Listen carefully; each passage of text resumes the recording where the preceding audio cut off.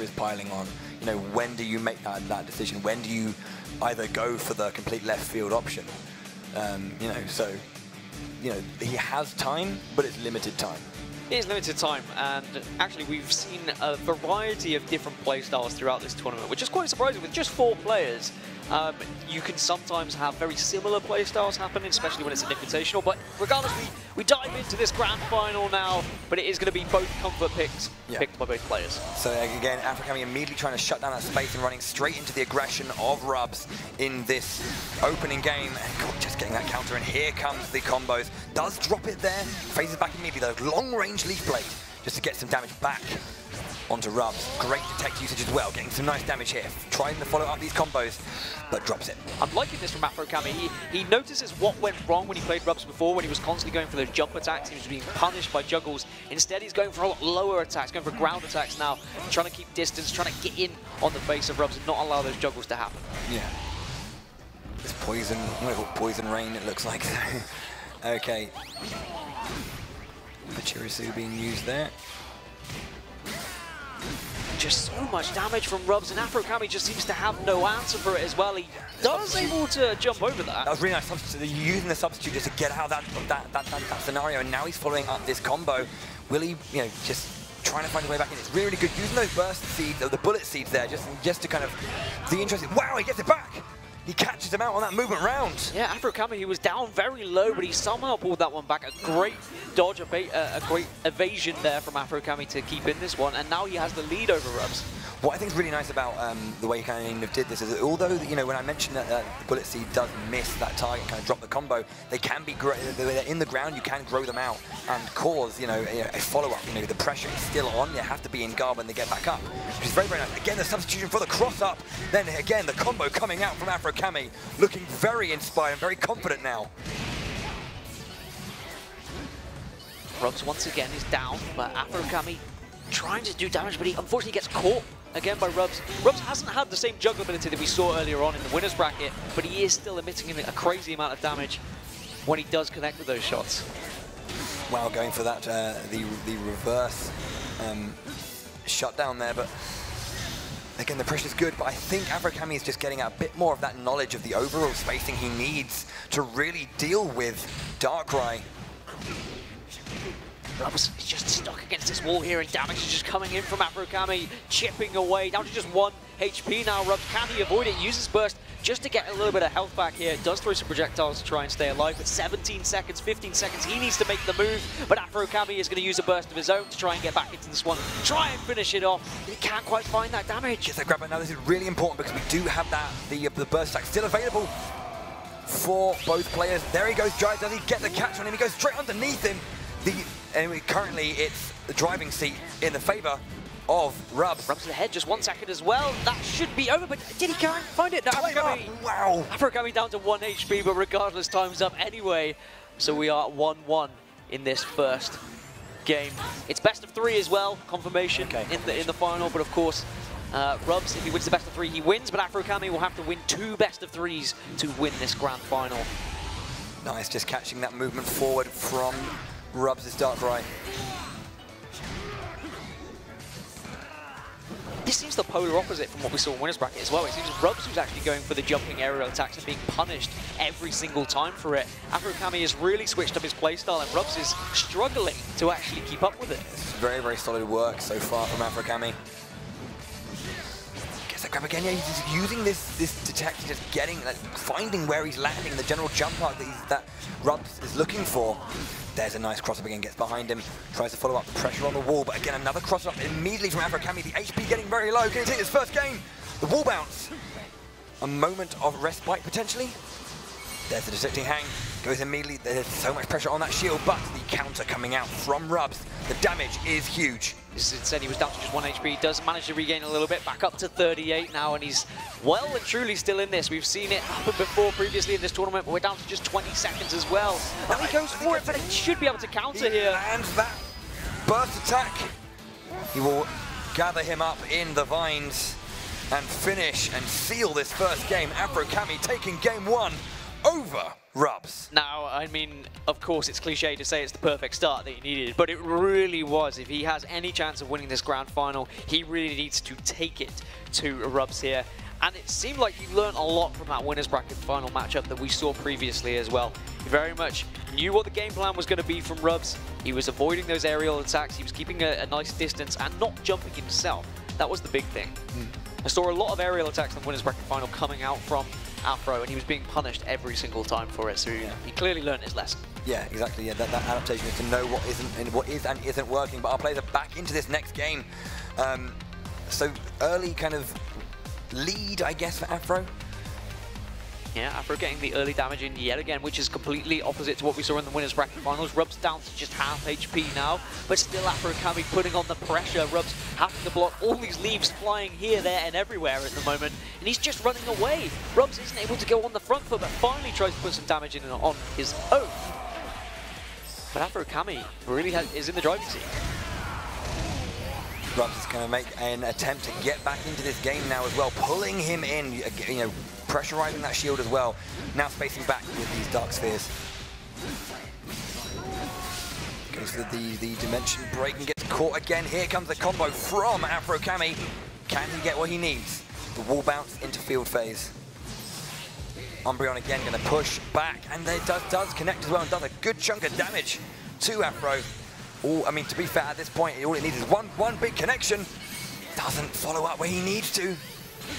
Yeah, Rubs using his HP to his advantage here. He knows Afro Kami's going to be a little bit desperate. He knows he's going to be diving in, but he's constantly blocking, waiting for the right moment to pounce. And there we go. He's down to 16 HP now. Afro Kami, 12 comes in. Nice attack. 3 HP, but just 2 seconds left as well. He just needs to stay away, and it should be time up, which it is. And there we have it. Rubs ties this one up 1-1 in this second round. Okay, so round 2 of this second game now.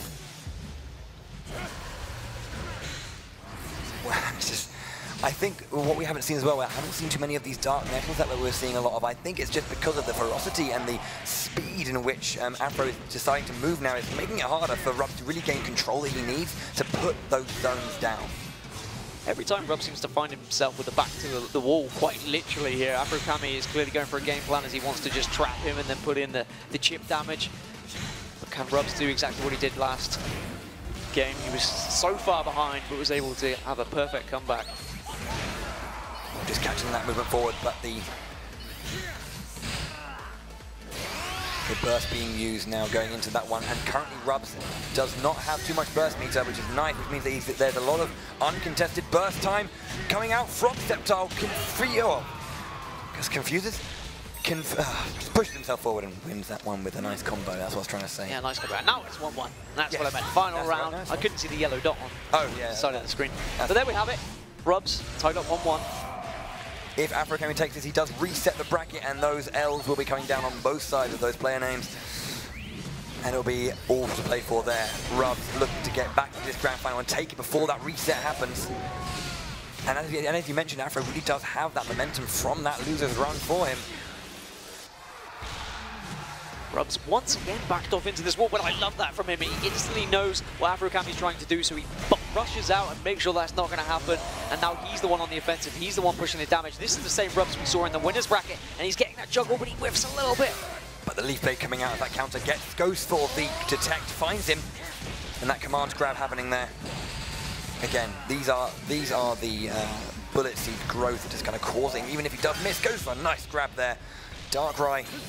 Good damage, closes down that space, has that gravity shield, just waiting.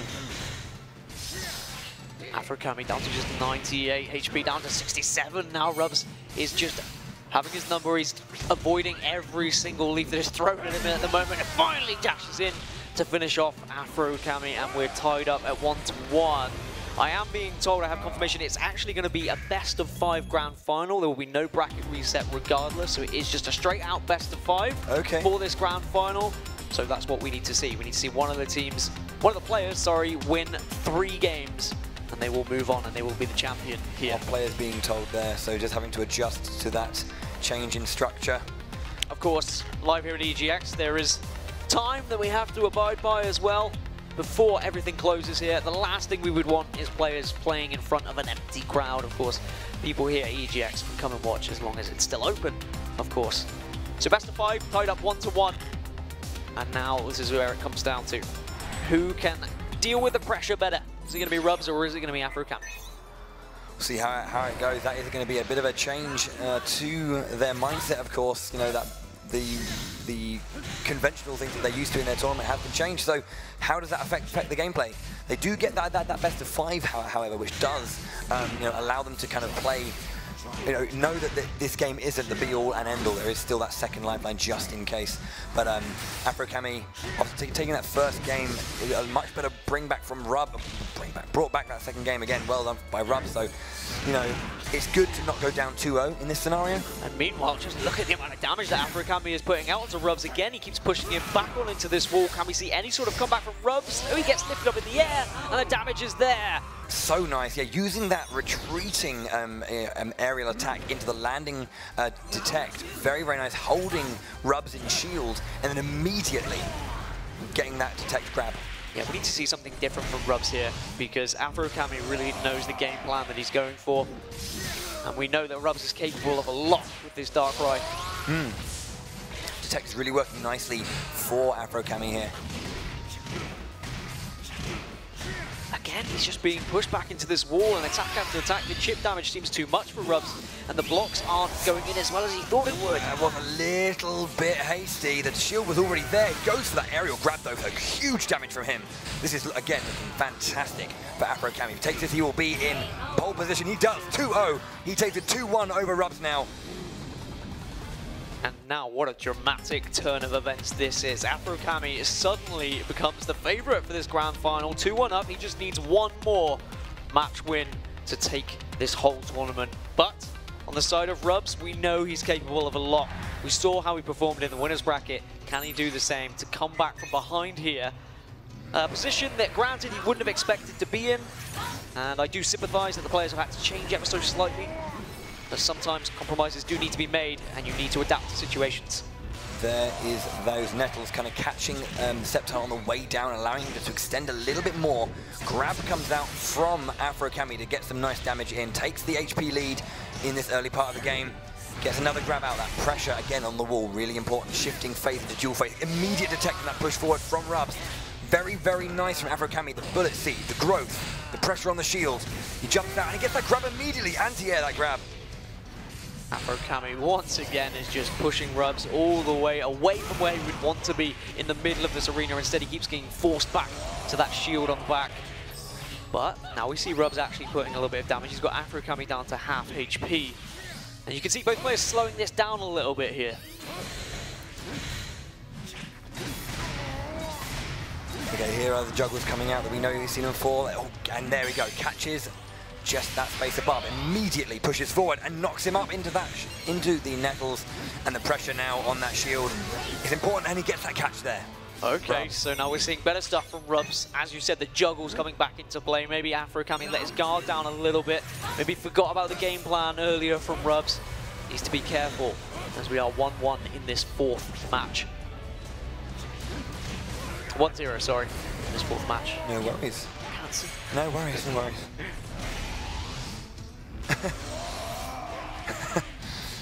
Okay. Again, Rubs, again, it's back and forth. These consistent, minute adaptations from both players, different approaches that are just causing, this is kind of what it looks like. You have these minute changes that make big differences, and both players having to kind of respond to those changes as quickly as they can. Speaking of responses, look at this from Rubs. He's got the juggles once again. Afro-Cami down to just 65. Okay, he's back up to 100 now. He's getting a little bit of HP restored. He's instantly on the back foot. Coming from that burst, he just has that HP restore, yeah. Gets caught by the Umbreon again. The detect comes out. The damage is going to start coming in. He's got a little bit of time left on this burst. Does he get the Ultra out? He does not, I think. There it is. Caught, catch, dip, dodged, dived. We're seeing everything from Rubs in the moment. Dodge, duck, dip, dive, and dodge. Yeah, and he's trying to survive here as Afro-Cami's down to just 20 HP. This is completely different from Rubs now. It seems like he's... This is doable now. Look at that huge hit. 35, 36, 40 HP. It has the HP lead now. Very doable for Afro-Cami. He gets it with 1 HP remaining. Unreal stuff there. Both players so low, but Afro-Kami manages it in the end to tie up this fourth round 1-1. If Afro-Kami wins this round, he will win the whole grand final. Rubs needs this to survive. This is match point now for Afro-Kami. Rubs, after having such a strong lead, having it taken that away from him completely, goes for that aerial grab again. Nice decision making there. The attack decrease coming into Sceptile, however.